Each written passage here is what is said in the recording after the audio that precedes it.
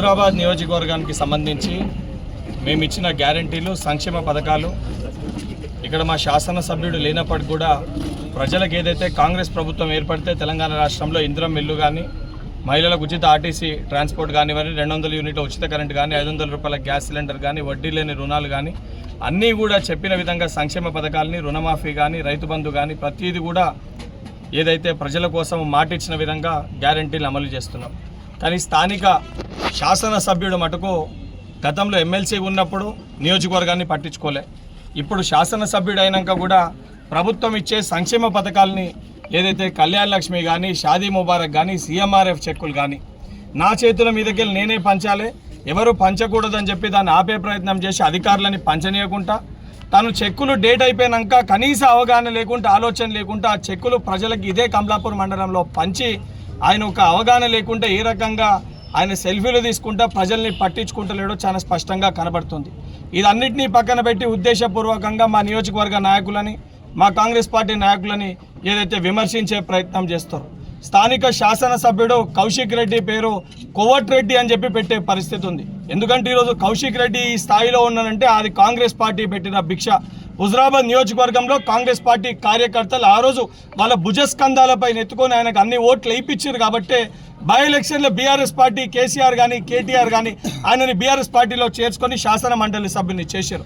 కానీ సిగ్గు లేకుండా ఈరోజు కాంగ్రెస్ పార్టీ కార్యకర్తల్ని కాంగ్రెస్ పార్టీ నాయకులను ఇబ్బంది పెట్టి వాళ్ళపైన విమర్శలు చేస్తున్నావు.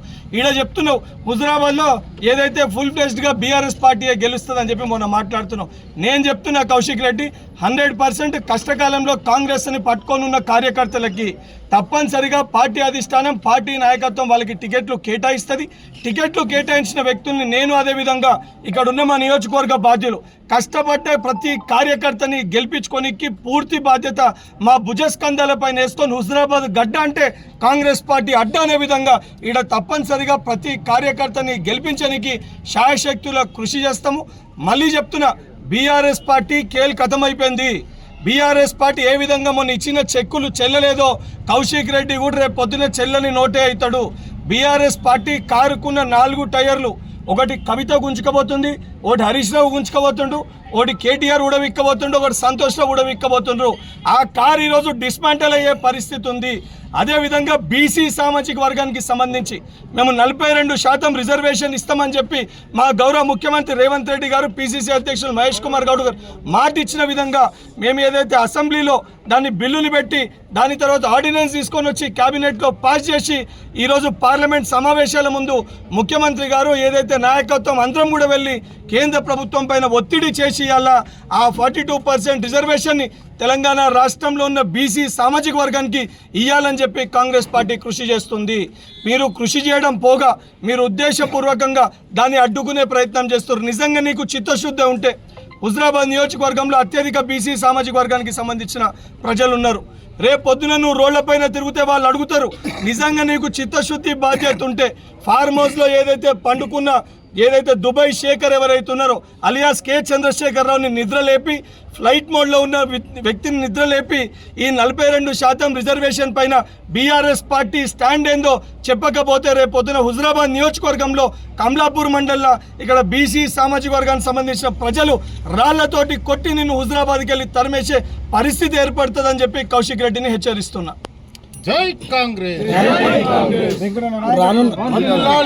రానున్న హుజురాబాద్ టికెట్ మీరు ఆశిస్తున్నారు?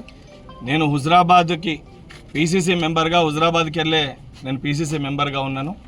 పార్టీ ఏ నిర్ణయం తీసుకున్నా కాంగ్రెస్ పార్టీ కార్యకర్తని కాంగ్రెస్ పార్టీ అభ్యర్థిని ఇక్కడ గెలిపించడానికి కృషి చేస్తా అని చెప్పి గతంలో కూడా చెప్పిన. రేపొద్దున ఇక్కడ పార్టీ ఎవరికి టికెట్ కేటాయిస్తే తప్పనిసరిగా టికెట్ కేటాయించిన వాళ్ళని గెలిపించనీకి లేదా టికెట్ కేటాయిస్తే గెలవనికి నా శాయశక్తిలో పూర్తి బాధ్యత తీసుకొని తప్పనిసరిగా ఆ రకంగా కృషి చేస్తా. బల్మూరు వెంకట్ అనే వ్యక్తి కాంగ్రెస్ పార్టీకి విధేయుడు, కాంగ్రెస్ పార్టీ తీసుకున్న నిర్ణయానికి కట్టుబడి ఉంటాడు. దానితో పాటు కష్టకాలంలో కాంగ్రెస్ పార్టీలో ఉన్న కార్యకర్తలకి సముచిత స్థానం కోసం బల్మూరి వెంకట్ కొట్లాడతాడు. దీనికి నియోజకవర్గ బాధ్యులు జిల్లా నాయకులను అందరినీ కూడా కలిసి నా వెంట తీసుకొని వెళ్తానని చెప్పి చెప్తున్నాను. ఈరోజు పర్యటన మనం ఎలా చూడవలసి వస్తుంది? ఈరోజు ముఖ్యంగా నేను పీసీసీ ఉపాధ్యక్షుడిని అయినాక దాదాపు ఈ నియోజకవర్గానికి 2.5 సంవత్సరాలు నేను ఎన్నికల తర్వాత ఇక్కడ చాలామంది కార్యకర్తలు నా కుటుంబ సభ్యుల కంటే దగ్గరగా ఉన్న వ్యక్తులు ఉన్నారు.